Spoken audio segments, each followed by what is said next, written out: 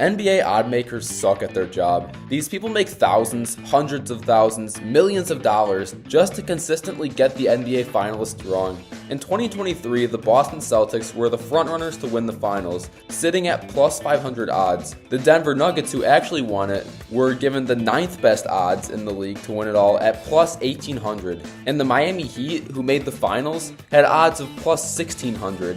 What are these guys doing in Vegas? In 2022, the Brooklyn Nets had the best preseason odds to win it all, only to get swept by the Celtics. The odds makers also guessed wrong in 2021 and in 2020 and definitely in 2019. As a matter of fact, the NBA odds makers have guessed the NBA finalists wrong for 5 straight years. Mind you, the team highlighted in red are the projected preseason winners, and the team highlighted in green are the actual winners. The last time that the preseason odds were actually right was when the Splash Brother Warriors were healthy and in their prime in 2018. When looking at the odds makers' guesses from the last 25 years of NBA basketball, they've guessed the correct finalists 9 times, putting them at 36%.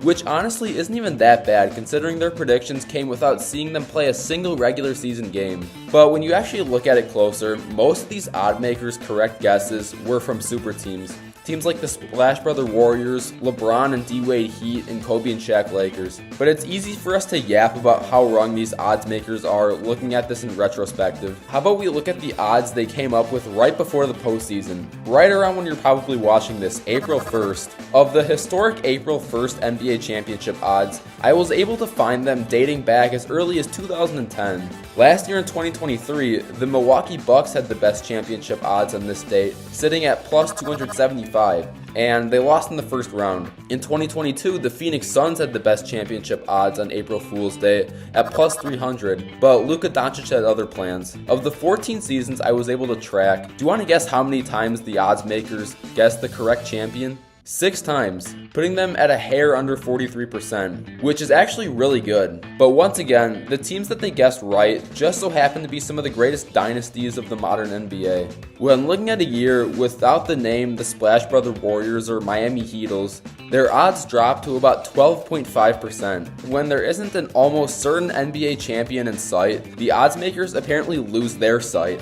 So this really brings up the question, how do we actually predict the 2024 NBA champions? Well, we're going to do just that.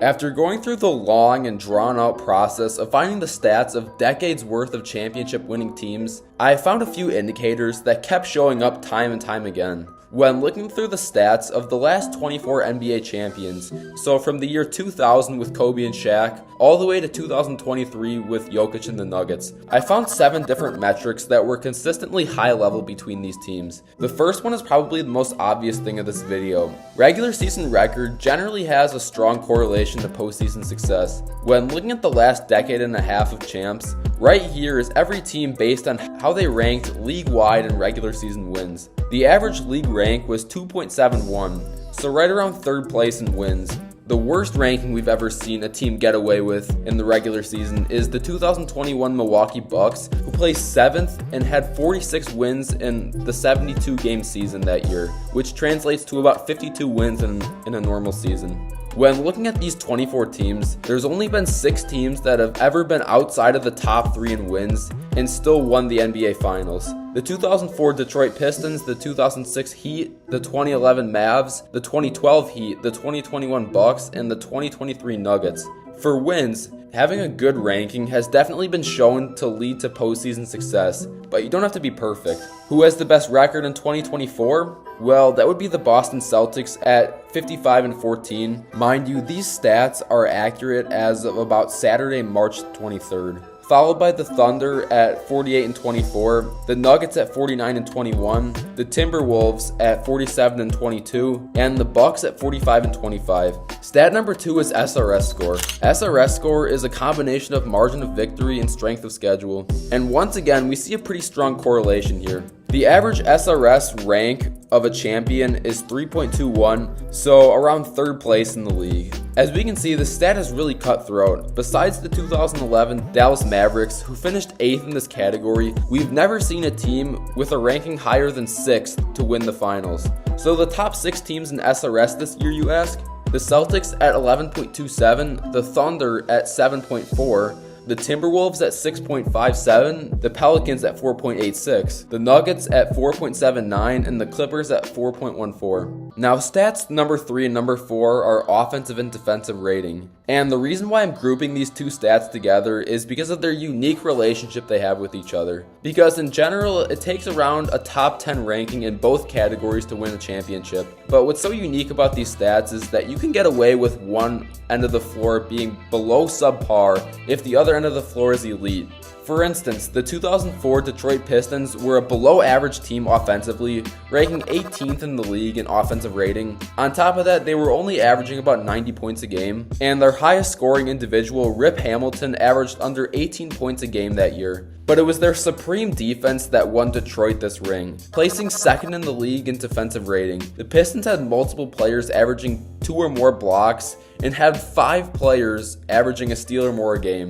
In the postseason, they were holding teams to under 80 points a game, 79.7 to be exact. And looking at the opposite of this example is the 2023 Denver Nuggets. It was no secret that this team was carried by its elite offense that covered up their average defense. The Nuggets last year had a top 5 offensive rating, but had the 15th best defensive rating. So to combat these differences in offense and defense, and take the overall net rating of the teams, the average score is 3.4, so once again ranked around 3rd league-wide. Of the 24 previous champions, the highest net rating champion on here was the 2011 Mavs and the 2001 Lakers, both with a net rating of 8th place. So it generally takes a team within the top 8 places in the league in terms of net rating to really contend for a championship. And the top 8 teams in 2024, in terms of net rating you ask, well, that would be the Boston Celtics at 11.7, the Thunder at 7.7, the T-Wolves at 6.6, the Pelicans at 5.0, the Nuggets at 4.7, and the Cavs, Knicks, and Clippers all at 4.1. Now, the stats number 5 and 6 have a pretty similar relationship as the previous offensive and defensive rating. It's offensive and defensive effective field goal percentage. Effective field goal percentage is different from your normal field goal percentage